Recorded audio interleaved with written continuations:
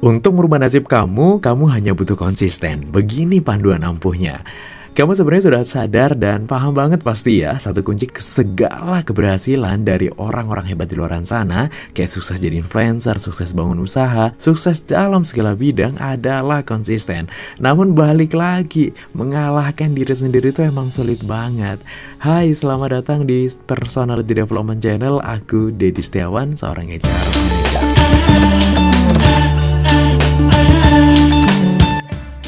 Well, teknik yang bakal aku sampaikan ini ke kamu udah teruji dan sangat aplikatif banget. Simple, tapi ampuhnya tuh gak ketulungan dengan bukti yang bakal saya kasih juga. Gak usah jauh-jauh deh Thomas Alva Edison yang konsisten. Contoh aja channel ini. Gak mungkin terbangun sehari dua hari kan ya, tapi kumpulan ratusan hari. Saya bangun dari tahun 2020 akhir saat pandemi. Alhamdulillah nih sudah bisa kebeli puluhan keping logam mulia. Dengan konsisten ini sudah banyak kok cerita-cerita hebat di luar sana yang awalnya biasa jadi orang luar biasa. Kemarin sudah saya kasih juga kan tips gimana biar hidupmu semangat terus, gak ada males-malesnya.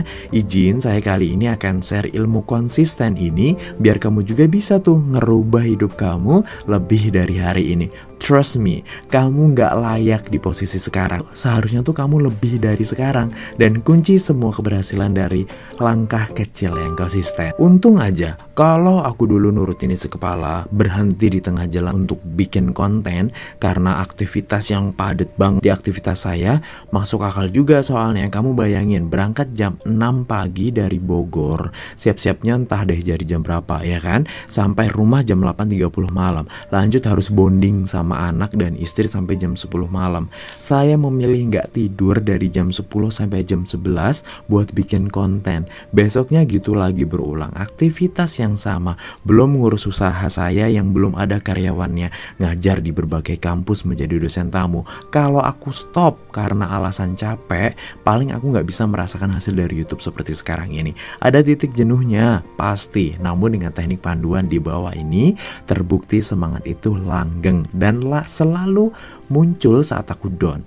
Saat itu yang kupikirkan yang satu teman-teman, setiap hari aku lebihkan 1 jam dari aktivitas biasanya untuk membangun aset masa depan. Karena gini mikirnya, aku berandai-andai, jika Tuhan kasih aku panjang umur dalam 2 tahun ke depan, saat itu kan 2020 ya, berarti kalau usia aku panjang sampai 2022 atau 2023, jika hanya mengerjakan rutinitas biasa, contoh kerja ya kerja aja, maka hasilnya tidak jauh beda sama hari ini, betul ya. Namun beda jika aku mau melebihkan sejam aja buat kebiasaan baru yang positif, apapun itu, maka akan berbeda hasilnya. Jika aku bahasakan kayak gini, sekalian capek aja lah, tapi hasilnya beda.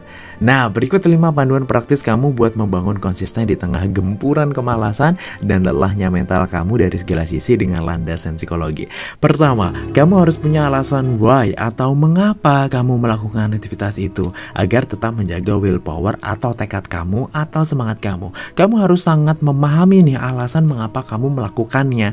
Semakin jelas dan merasuk dalam hati, semakin kamu mudah mengembalikan willpower saat kamu down. Contoh nih, saya dulu bangun YouTube ini karena pengen di masa tua saya bisa ngedampingin orang tua di kampung tanpa terikat jatah cuti di perusahaan, yaitu yang cuma 12 hari saja.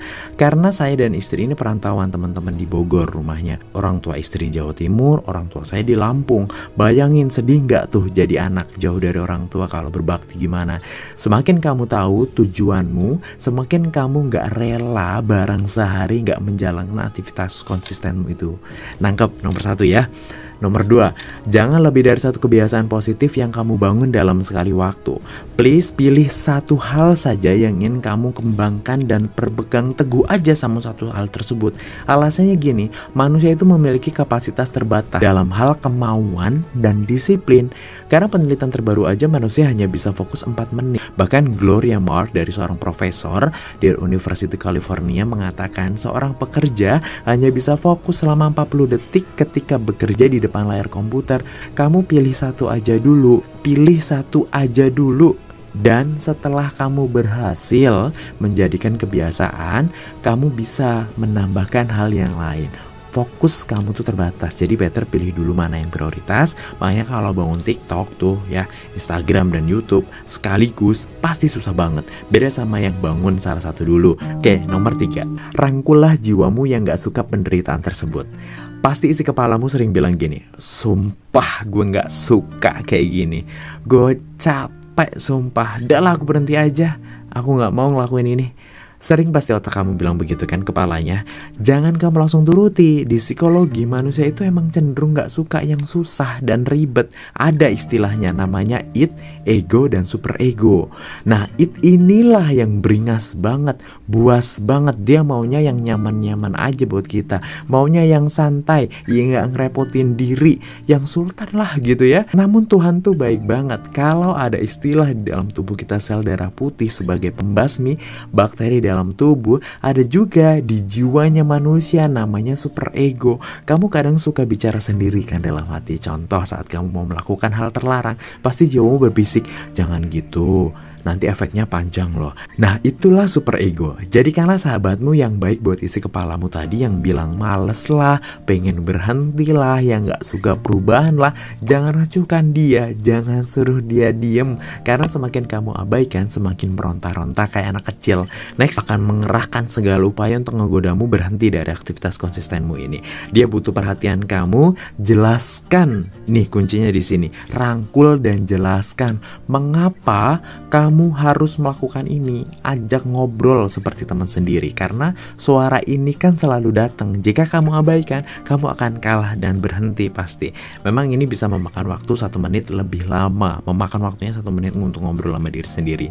Tapi suara itu seringkali merubah menjadi lebih semangat karena kamu menyadari karena sudah dibenarkan pikiran it tadi dalam di diri kamu. Nangkep ya sampai sini ya. Silahkan mulai praktek. Jika ada bisikan dari kepalamu yang pengen berhenti dari konsisten, langsung aja ngobrol dia dengan self talk. Ceritakan, jelaskan kenapa kamu harus lakukan ini. Dan nomor 4, rahasia aku adalah menggabungkan kebiasaan baru dengan kebiasaan lama dengan teknik scramble teknik. Dalam teknik ini kita menggunakan pemrograman neurolinguistik atau NLP yang digunakan untuk mengubah atau memodifikasi perasaan atau persepsi negatif menjadi lebih positif. Maksudnya apa? Gini, jadi dulu awal-awal saya tuh nggak suka banget sumpah bikin konten. Selain udah tengah malam, jenuh ngetiknya, capek dan nguras ide gitu ya, itu tuh berat banget. Namun saya coba kombinasikan dengan musik dan sholawat. Jadi tuh kayak nggak kerasa aja capeknya 1 jam setelah pulang kerja itu.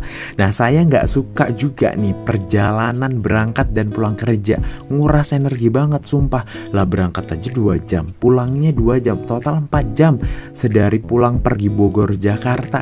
Tapi menjadi suka saat saya gunakan menjadi me time saya, dengerin musik sambil membuat skrip konten. Jadi sekali jalan berangkat itu bisa 3 judul konten, pulang 3 judul konten, total 6 konten saya sehari bisa memproduksi. Sekarang jadi suka banget dengan macetnya Jakarta, perjalanan pulang pergi Jakarta Bogor. Kan kayak gitu maksudnya, nangkep ya? Menghubungkan kebiasaan baru dengan kebiasaan lama. Ini akan jadi hal yang menyenangkan. Atau kamu gak suka beres-beres rumah, kamu dampingnya dengan kebiasaan baru yang dengerin musik. Itu akan jadi luar biasa. Dan yang terakhir, kembali ke track saat kamu gagal sekali atau 2 kali konsisten. Jangan berpikir bahwa jika kamu melewatkan 1 hari kebiasaan yang sedang kamu bangun, lantas gagal total semua yang udah kamu bangun selama ini. No. Contoh saya jika nggak bisa bikin konten hari ini karena ada jadwal dadakan yang nggak masuk jadwal harian, saya akan tetap mengejar ketertinggalan tersebut dengan menyiapkan konten buat seminggu langsung. Jadi kembali ke jalur yang tepat, justru jangan lembek. Jadi saat ketika nanti libur lebaran, saya udah gak mikirin konten lagi, saya udah punya stok konten gitu maksudnya. Jika kamu jatuh, yang penting adalah segera kembali dan melanjutkan perjalananmu menuju konsistensi yang sedang kamu bangun. Well, 5 tips yang sangat praktikal dan sangat implementatif. Semoga panduan praktis ini ngebantu kamu ya. Saya yakin kamu itu nggak layak dari posisi sekarang. Kamu harus lebih dari hari ini. Kamu praktekin, dijamin nasibmu berubah drastis. Bantu subscribe ya. Saya Dedi. Wassalamualaikum warahmatullahi wabarakatuh.